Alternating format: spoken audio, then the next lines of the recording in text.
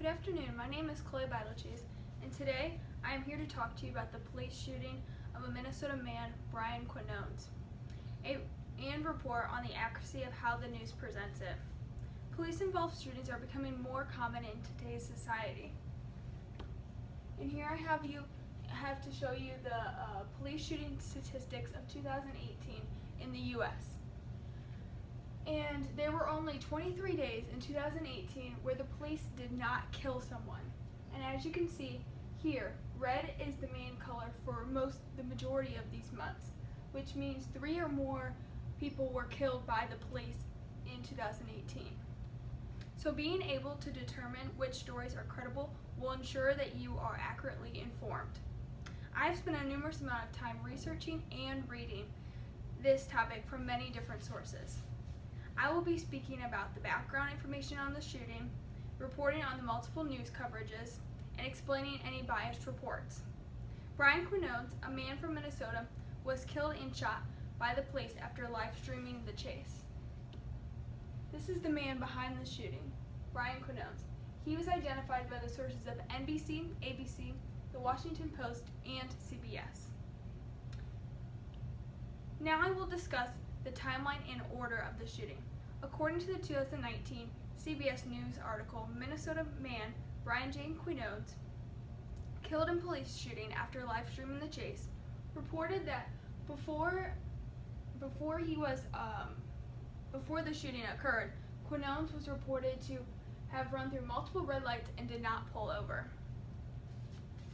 The Washington Post reported in the article, "Man streams chase before Minnesota police fatally shoot him," that after the police forced the car to stop, Quinones pulled over and proceeded to get out of the car with a large knife. Due to the many controversial killings involving police, many sources have covered this story. NBC News, The Washington Post, ABC News, and CBS News all covered the story. All the platforms kept to the topic and provided the general information of the story. They all reported on the event in chronological order. Each of them included the same time, place, and the name of the victim in their reports. For example, in the article, "Man Streams Chase Before Minnesota Police Fatally Shoot Him" by ABC News, Associated Press, reported that the shooting broke out on September 7th at 10:22 p.m. However, when it came to the actual reporting of the shooting, the news platform NBC News did not make it clear that the incident occurred because Quinones had a knife in his hand, but they started out the report with the fact that he was killed after live streaming the chase.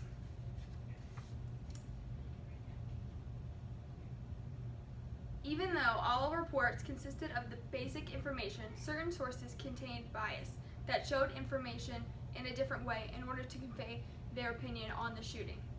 Although none of the sources directly stated their opinion of the shooting, information that was included and the information that they chose to keep out definitely provides a clear side to which the news platforms are persuading to.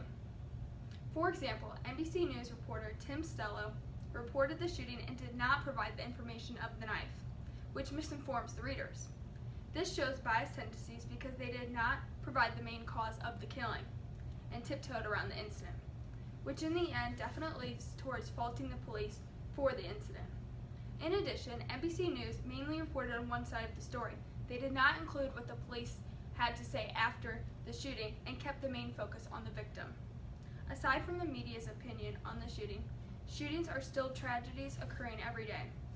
The worst part is having your opinion altered by biased news reports. By providing multiple coverage of the shooting, I can only hope that it will aid you in creating your own opinion of the situation. Overall, all of the news we evaluated today reporting on the shooting did not directly state any bias. Nonetheless, there were some underlying biases that were clear to see. Due to the numerous coverage of the story, it's important to fact-check and find the absolute truth to uncover biased reports. Although these tragic shootings are happening more and more, uncovering the truth in how the event is reported will help us cope and be able to better our nation.